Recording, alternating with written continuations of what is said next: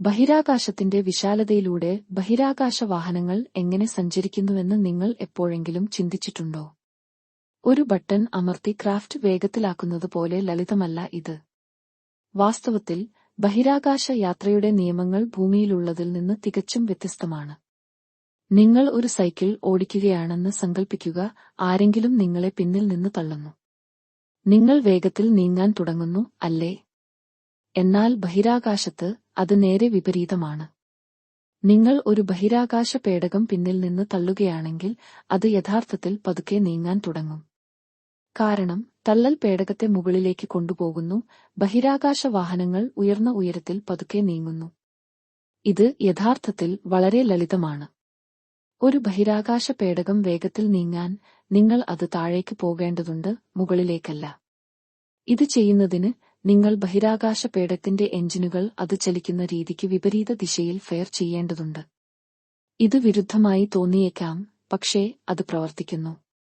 എതിർദിശയിൽ എഞ്ചിനുകൾ ജ്വലിപ്പിക്കുന്നതിലൂടെ നിങ്ങൾ ബഹിരാകാശ പേടകത്തെ താഴ്ന്ന ഉയരത്തിലേക്ക് വലിക്കുന്നു, അത് വേഗത കൂട്ടുന്നു.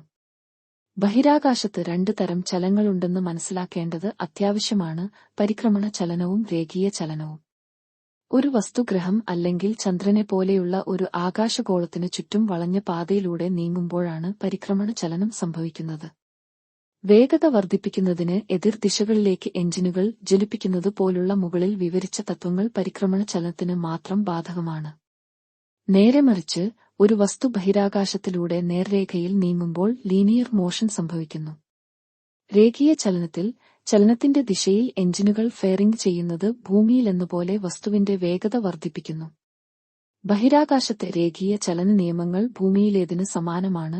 പ്രധാന വ്യത്യാസം വായു പ്രതിരോധത്തിന്റെയും ഘർഷണത്തിന്റെയും അഭാവമാണ്.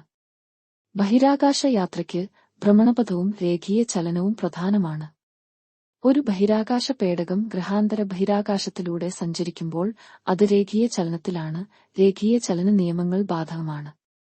എന്നിരുന്നാലും പേടകം ഒരു ഗ്രഹത്തെയോ ചന്ദ്രനെയോ സമീപിക്കുകയും ഭ്രമണപഥത്തിൽ പ്രവേശിക്കുകയും ചെയ്യുമ്പോൾ പരിക്രമണ ചലന നിയമങ്ങൾ ഏറ്റെടുക്കുന്നു. ബഹിരാകാശ യാത്രയ്ക്കും പര്യവേക്ഷണത്തിനും 2 തരത്തിലുള്ള ചലനങ്ങളും മനസ്സിലാക്കുന്നത് നിർണായകമാണ്.